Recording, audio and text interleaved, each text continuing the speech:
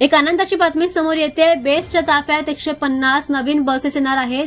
बेस्टला त्यांच्या ताफ्यामध्ये 150 नवीन waitlist buses मिळणार आहेत आणि 28 ऑक्टोबर म्हणजेच आज कुलाबा बस डेपोमध्ये मुख्यमंत्री देवेंद्र फडणवीस यांच्या हस्ते या नवीन बसेसचे उद्घाटन होण्याची शक्यता आहे।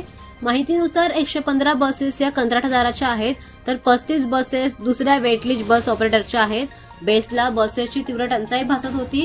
अलीकडच्या काळात त्यांच्या बसेसची संख्या 2703 इतकी कमी झाली आहे।